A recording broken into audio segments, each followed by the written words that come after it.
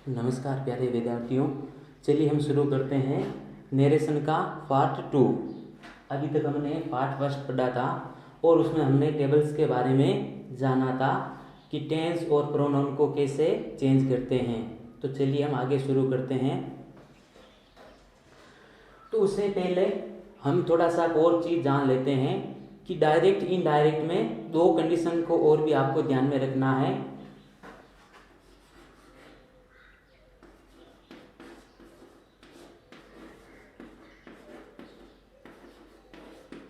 आपको ध्यान में रखना है कि जो आरवी भाग होता है, अगर उसमें आपको कोई प्रेजेंट टेंस, प्रेजेंट का कोई भी भाग हो सकता है या फिर फ्यूचर टेंस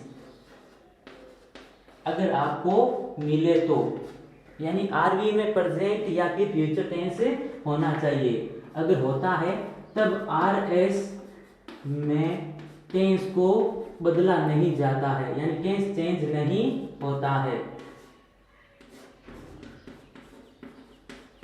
ये चीज आपको ध्यान में रखनी है। और एक और जो कंडीशन है वो है, यदि जो आपको आरएस मतलब जो इन्वर्टेड कोमा के अंदर वाला जो भाग है, अगर उसमें आपको कोई सार्वभौमिक सत्य, कहावतें, मुहावरे,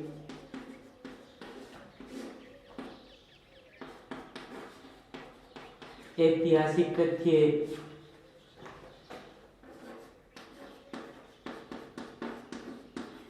वैज्ञानिक तथ्य इत्यादि इनमें से कोई मिलता है, तब भी आरएस का टेंस चेंज नहीं होता है।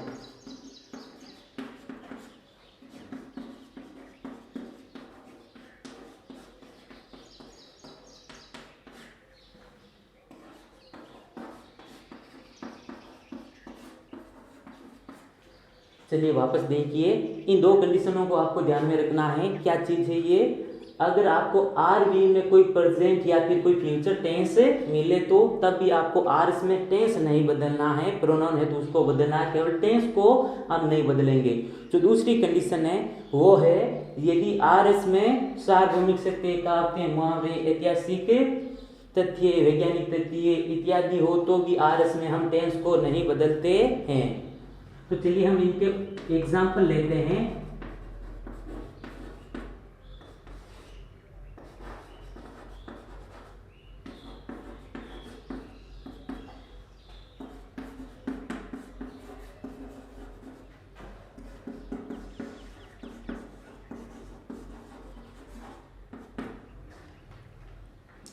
देखिए, इसका ये एग्जाम्पल है कि यदि आरवी में प्रेजेंट या फ्यूचर टेंस हो तो आरवी कौन सी है? इन्वर्टेड कोमा के बाहर वाली, यानी ये है आरवी।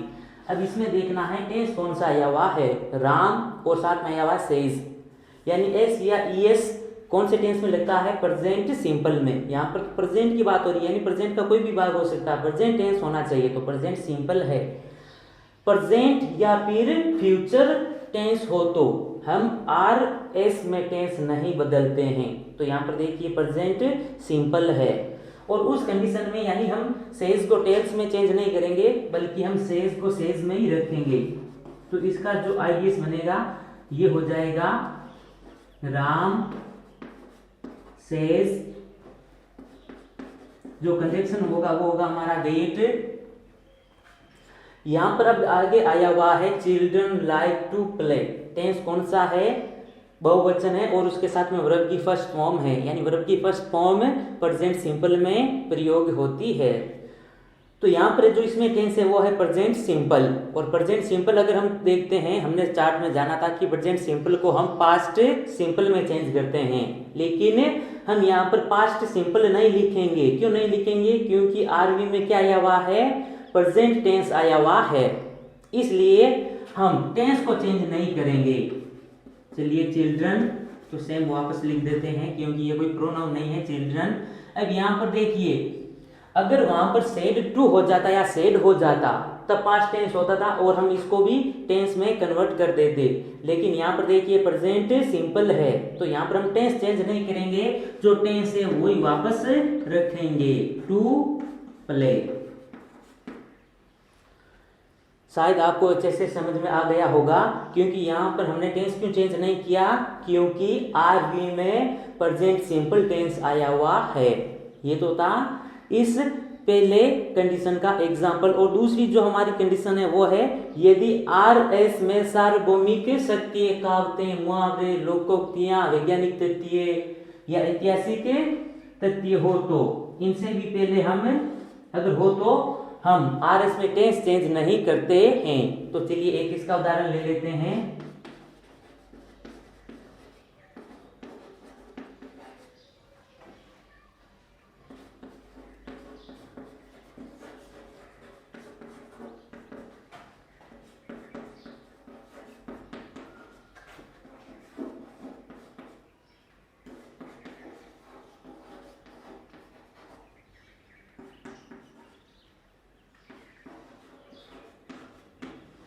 देखिए जो हमारा सेकंड एग्जाम्पल है, तो जो हमारा सेकंड एग्जाम्पल है वो है teacher said to students India got freedom in 1947। चलिए इसकी आइडिया से कैसे बनेगी, मैं इसकी आइडिया ऊपर लिखता हूं। टीचर सेड टू स्टूडेंट,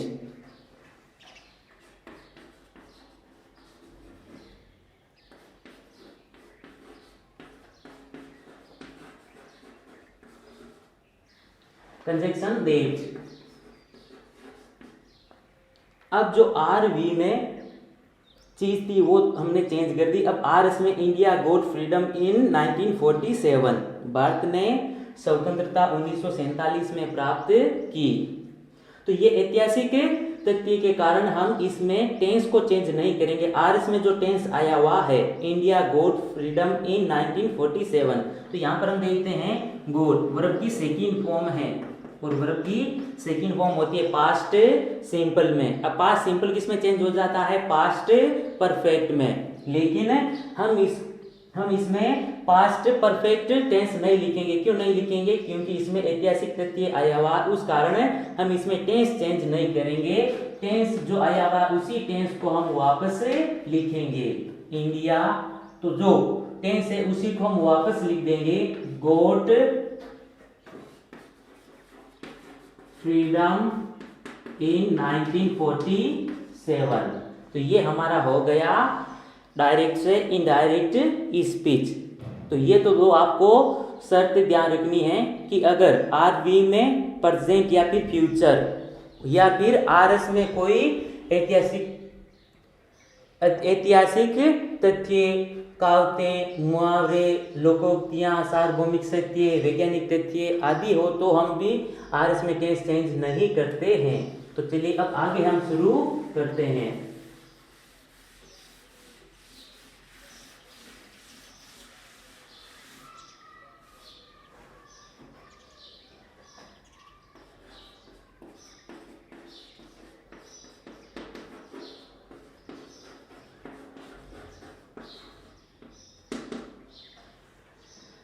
चलिए हम शुरू करते हैं हम एसर्टिव सेंटेंस से। एसर्टिव यानी साधारण, सकारात्मक और नकारात्मक वाक्य। अगर साधारण और नकारात्मक वाक्य हो तो उनको हम कैसे डायरेक्ट से इनडायरेक्ट में चेंज कर सकते हैं। तो सबसे पहले आपको ध्यान में रखना है कि आपको सबसे पहले जो चेंज करना वो करना है आरवी में, यानी इन्वर्टेड कोमा के बाद। तो आरवी में क्या चेंज होगा,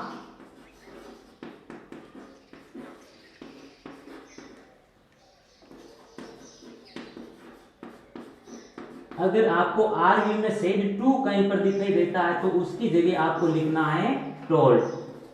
केवल आपको सेड दिखाई देता है यानी सेड के साथ में टू नहीं है, तब आपको सेड को वापस सेड में ही रखना है। यदि आपको सेल्स दिखाई देता है तब आपको चेंज करना है टेल में, और अगर आपको सेल्स दिखाई देता है से को टेल में और सेल्स को टेल्स में। ये तो बात हुई थी चेंज इन आरवी, यानी आरवी में परिवर्तन। ये आपको आरवी में परिवर्तन करना। अब उसके साथ में दोनों वाक्यों को आर वी और आर एस इनको जोड़ने के लिए और जो इन्वर्टेड कॉमा दी जाती है उनको हटाने के लिए हम कंजंक्शन का प्रयोग करते हैं। वो कंजंक्शन है दैट। ध्यान रखना, आपको एसर्टिव सेंटेंस में सेड टू की जगह क्या लिखेंगे? टोल्ड। सेड की जगह सेड, से की जगह टेल और सेज की जगह टेल्स, और कंजंक्शन का प्रयोग करेंगे दैट। ये है एसर्टिव सेंटेंस की। तो चलिए अब हम आगे एग्जाम्पल के द्वारा समझते हैं।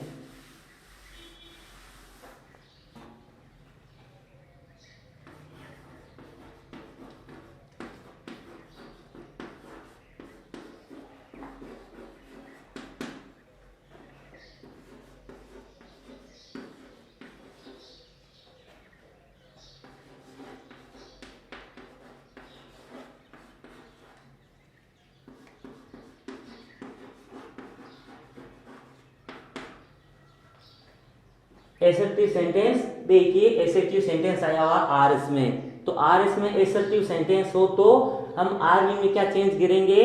सेड टू आया हुआ है या फिर सेज है या से है या फिर केवल सेड है। तो यहाँ पर देखिए सेड टू आया हुआ है, सेड टू आया हुआ है तो इसकी जगह पर हमें क्या लिखना है? तो इसकी जगह पर हम लिख देंगे टोल्ड। आगे जो आरवी का ऑब्जेक्ट है उसको वापस लिख देंगे। और उसके बाद में देखिए ये जो इन्वर्टेड कोमा है और दोनों वाक्यों को जोड़ने के लिए हमने एक कंजंक्शन लिखा था, और वो कौन सा था? दैट। तो चलिए यहां तक अभी तक काम हुआ है, यानी यहां तक काम हो गया। आरवी में चेंज कर दिया और इन्वर्टेड कोमा को हटा करके वहां पर हमने दैट का प्रयोग कर दिया। अब हमें क्या करना है? प्रोनाउन अगर आए तो उसको चेंज करना है, टेंस आए तो उसको चेंज करना है, एंड टाइम एंड इवेंट से संबंधित कोई चीज हो तो उसको भी हमें चेंज करना है।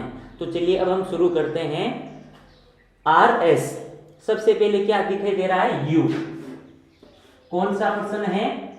उस चार्ट को वापस याद कीजिए, सेकंड पर्सन है। फर्स्ट में आई और वी, सेकंड में यू और थर्ड में सी ही दे इट। तो ये आपको ध्यान रखनी है चार्ट। तो यहाँ पर यू, और यू कौन सा पर्सन है? सेकंड। तो हमने एक देखो शॉर्ट ट्रिक लिखी थी और उसमें लिखा था SON बटा 1 2 3 सन बटा 123। तो सेकंड पर्सन चेंज होता है ऑब्जेक्ट के अनुसार। चलिए मैं यहाँ पर पूरी लिख देता हूं वापस। ये चीज हमने लिखी थी वहां पर शॉर्ट ट्रिक।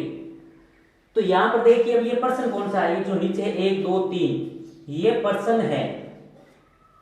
तो यू कौन सा पर्सन है? सेकंड। तो सेकंड के ऊपर क्या लिखा हुआ है? ओ। मतलब ये आर वी के ऑब्जेक्ट के अनुसार चेंज होगा। आर वी का ऑब्जेक्ट क्या है? आर वी है कौन सा? ये भाग है आर वी, राम से लेकर के मी तक। इसमें सब्जेक्ट कौन सा है? राम, और ऑब्जेक्ट क्या है? मी। तो यानी आपको इस यू को मी के अनुसार चेंज करना है। तो चलिए अब फिर हमने उस चार्ट के ऊपर लिखे थे क्रम, फर्स्ट सेकंड थर्ड, या फिर और भी एक दूसरा नाम लिखा था सब्जेक्ट पहला क्रम में, दूसरे में लिखा था ऑब्जेक्ट और तीसरे में लिखा था हमने पॉसेसिव फॉर्म। तो आपको देखना है कि यू क्या है यहाँ पर? सब्जेक्ट है, ऑब्जेक्ट है या फिर कोई पॉसेसिव फॉर्म है? तो यू यहाँ पर देखिए सब्जेक्ट है, और सब्जेक्ट कौन सा क्रम था? पहला क्रम था। तो अब आपको देखना है, जबकि मी तो कौन सा क्रम है? सेकंड है। तो आपको क्या करना है? यू ये फर्स्ट क्रम है तो आपको इस मी का भी फर्स्ट क्रम लिखना है। मी का फर्स्ट क्या होता है? आई, सेकंड मी और थर्ड माई। तो ये फर्स्ट है तो इस मी का भी आपको फर्स्ट क्रम लिखना होगा, आई। यू की जगह पर हमने आई लिखा। ये यू की जगह पर आई कैसे आया? सेकंड पर्सन होने के कारण ये ऑब्जेक्ट के अनुसार चेंज होगा। ऑब्जेक्ट क्या है? मी। ये फर्स्ट क्रम है तो इस मी का भी हमने फर्स्ट क्रम लिखा आई, इसलिए यहां पर हमने लिखा है आई। अब आगे चलते हैं। आर, इज, आर, एम, ये है प्रेजेंट कंटिन्यूस। प्रेजेंट कंटिन्यूस वो चार्ट याद कीजिए। प्रेजेंट कंटिन्यूस की जगह में क्या लिखना है? Past continuous. पास्ट कंटिन्यूस मतलब वाज या वर। तो आई के साथ में वाज का प्रयोग करेंगे। ध्यान रखना ये पास्ट कंटिन्यूज में ही केवल आई एक वचन होती है और बाकी सभी में ये आई बहुवचन होती है। तो आपको ये ध्यान रखना है, आई के साथ में कभी भी हैज का प्रयोग नहीं करते हैं, आई के साथ में कभी भी हम डज का प्रयोग नहीं करते हैं, बाकी सब में आई के साथ में बहुवचन की हेल्पिंग वर्ब लगाई जाती है। जबकि पास्ट कंटिन्यूज में आई के साथ सिंगुलर हेल्पिंग वर्ब का प्रयोग होता है। तो यहाँ पर ये आई एक वचन है, इसलिए हमने लगा दिया साथ में वाज, आई वाज, यहाँ तक काम हो गया। अब आगे क्या है, गोइंग टू नागौर, कोई प्रोनाउन है नहीं, कोई आगे हेल्पिंग वर्ब नहीं, अब कुछ भी नहीं है, तो सेम जो वाक्य है उसको हम वापस लिख देंगे, going to Nagaur. Assertive sentence का पहला ये हमारा एग्जाम्पल था और ये है इसका आईडीएस, इनडायरेक्ट स्पीच। ये आपको दी हुई मिलेगी और एग्जाम में आपको इनडायरेक्ट स्पीच बनानी होगी। ऐसा आपको क्वेश्चन मिलेगा और आपको फिर ऐसा उसका आंसर देना होगा, यानी इनडायरेक्ट में आपको उसको कन्वर्ट करना होगा। चलिए और हम एग्जाम्पल देखते हैं।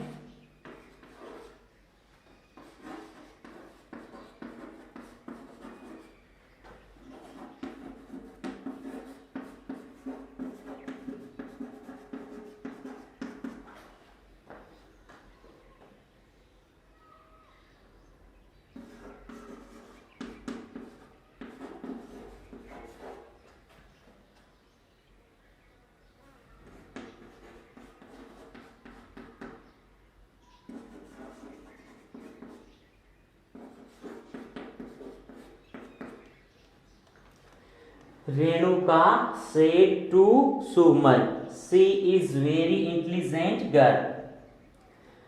अब इसको हम चेंज करेंगे, देखेंगे आरबी में क्या आया हुआ, said to, तो said to हो तो उसकी जगह पर हम लिख देंगे told।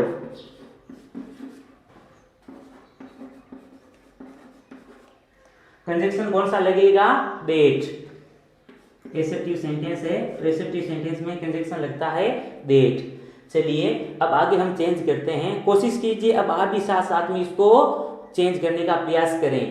सबसे पहले क्या आया हुआ है, सी। चलिए प्रोनाउन है, इसको हम चेंज करते हैं। आपको देखना ये सी कौन सा पर्सन है, सी, ही, दे, इट, ये थर्ड पर्सन है और थर्ड पर्सन के ऊपर क्या लिखा हुआ, एन, मतलब नो चेंज।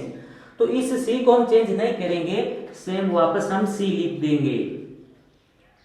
चेंज आपको फर्स्ट और सेकंड पर्सन को करना है, थर्ड पर्सन चेंज नहीं होता है। तो चलिए यहाँ तक काम हो गया, थर्ड पर्सन होने के कारण हमने चेंज नहीं किया। जो आगे है इज, कौन सा टेंस है, प्रेजेंट कंटिन्यूस, इसमें चेंज हो जाएगा पास्ट कंटिन्यूस में, सी के साथ में वाज, वेरी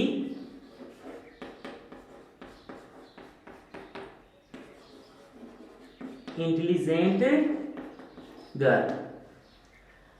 तो ये तो था डायरेक्ट स्पीच और ये हमारा हो गया indirect speech. Renuka said to Suman, she is very intelligent girl. और इसका आइडियस हो गया, Renuka told Suman that she was very intelligent girl. चलिए आगे और एग्जाम्पल देखते हैं। जितने आप एग्जाम्पल के द्वारा डायरेक्ट इनडायरेक्ट को समझोगे उतने आपके ये ज़्यादा समझ में आएंगे। तो ज़्यादा से ज़्यादा कोशिश करें, जब भी आपको फ्री टाइम मिले तो जो भी आपके ये बुक्स में या फिर जो आपकी अदर जो संजीव वगैरह जो भी आप यूज में लेते हो उसमें भी एक्सरसाइज बहुत मिलेगी। आप एक एक्सरसाइज उठा करके उसको चेंज करने का प्रयास करें।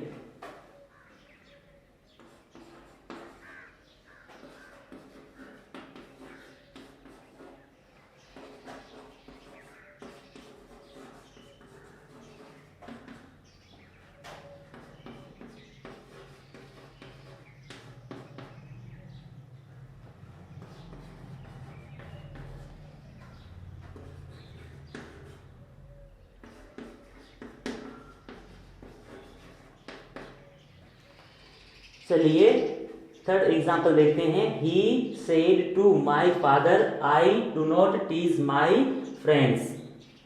इसका हम इनडायरेक्ट स्पीच बनाते हैं। तो देखिए I do not tease my friend assertive sentence है। एसर्टिव सेंटेंस है तो हम सेड टू की जगह लिख देंगे टोल्ड। My father. कंजंक्शन कौन सा लगेगा? डेट। चलिए यहां तक हमारा काम हो गया। अब आगे देखते हैं आरएस में हम चेंज करते हैं आई। कौन सा पर्सन है? फर्स्ट। किसके अकॉर्डिंग चेंज होगा? सब्जेक्ट के अनुसार। सब्जेक्ट क्या है? आर, वी का ही। अब आपको देखना है ये क्रम कौन सा है? आई, मी, माई, पहला ही क्रम है। तो इस ही का भी आपको पहला क्रम में लिखना है। तो ही का पहला क्रम में ही होगा। डेट ही, आई की जगह हमने लिख दिया ही। अब देखिए डू नॉट नेगेटिव सेंटेंस है और टेंस कौन सा है? डू। प्रेजेंट सिंपल किसमें चेंज हो जाएगा? पास्ट सिंपल में। नेगेटिव है तो ध्यान रखना आपको पास्ट सिंपल में नेगेटिव में क्या लगाते हैं? डिड। अगर यहां पर नोट नहीं होता यानी ये नेगेटिव नहीं होता तब हम केवल वर्ब की सेकंड फॉर्म का प्रयोग करते, क्योंकि हम जानते हैं कि अगर वाक्य सकारात्मक है तो ये चेंज किसमें होगा? पास्ट में। और पास्ट सिंपल का सकारात्मक वाक्य में क्या करते हैं? हम केवल वर्ब की सेकंड फॉर्म का प्रयोग करते हैं। तो नेगेटिव होने के कारण हमने लगा दिया डिड और साथ में लगा दिया नॉट। अब डिड के साथ में हमेशा वर्ब की फर्स्ट फॉर्म का प्रयोग करते हैं, टीज। यहां तक हो गया। वापस ध्यान रखना आपको, ये नहीं कि एक बार कोई प्रोनाउन आ गया उसको चेंज कर दिया और फिर टेंस चेंज कर दिया बाकी सेम वाक्य को वापस लिखना है। नहीं, आपको पूरा वाक्य को देखना है। यदि एक ही प्रोनाउन है तब हम एक ही बार चेंज करेंगे प्रोनाउन। यदि दो है, तीन है, चार है, जितने भी प्रोनाउन मिले उन सबको आपको चेंज करना है। तो चलिए यहाँ पर फिर प्रोनाउन आ गया माई। कौन सा प्रोनाउन है? पहले तो ये पर्सन कौन सा है ये देखना आपको। फर्स्ट आई, मी, माई, ये तो क्रम है लेकिन पर्सन तो फर्स्ट ही है, ये पहला पर्सन है। तो पहला पर्सन किसके अकॉर्डिंग चेंज होता है? सब्जेक्ट के अनुसार, यानी इसे ही के अकॉर्डिंग हमें चेंज करना है। अब आपको देखना है ये माई क्रम कौन सा है? आई, मी, माई, तीसरा क्रम है ये। तो चलिए इस ही का भी आपको तीसरा क्रम लिखना है। ही का तीसरा क्रम है हिज। और अब आगे क्या है? फ्रेंड। तो ये तो था डायरेक्ट स्पीच जो कि आपको एग्जाम में मिलेंगे और आपको ऐसे चेंज करना होगा इनडायरेक्ट स्पीच में। सेड टू की जगह हमने टोल्ड लिख दिया। क्यों लिखा? क्योंकि एसेप्टिव सेंटेंस है। फिर एसेप्टिव सेंटेंस में कंजक्शन कौन सा लगाते हैं? डेट। यहां तक काम हो गया। फिर आगे आई फर्स्ट पर्सन होने के कारण हमने चेंज किया सब्जेक्ट के अनुसार। सब्जेक्ट रूप है तो इस ही का भी सब्जेक्ट रूप, ही का सब्जेक्ट रूप ही होता है। ऑब्जेक्ट रूप हिम और पॉजिटिव फॉर्म हिज। फिर टेंस कौन सा है? प्रेजेंट सिंपल, तो हमने चेंज कर दिया पास्ट सिंपल में। पास्ट सिंपल में डिड, नॉट और साथ में वर्ब की फर्स्ट फॉर्म। फिर माई फर्स्ट पर्सन होने के कारण हमने चेंज किया सब्जेक्ट के अनुसार। सब्जेक्ट क्या है? ही। अब ये देखना है माई पॉजिटिव फॉर्म है तो इसे ही की भी आपको पॉजिटिव फॉर्म, ही की पॉजिटिव फॉर्म होती है हिज और आगे जो था फ्रेंड वापस से लिख दिया। तो इस प्रकार आपको चेंज करना है। तो चलिए एक और अंतिम उदाहरण ले लेते हैं।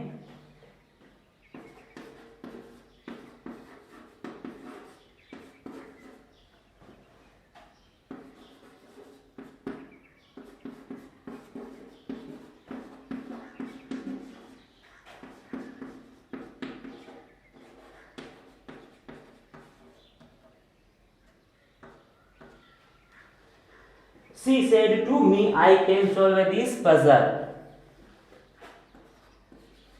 She said to है तो इसकी जगह हम लिख देंगे told me।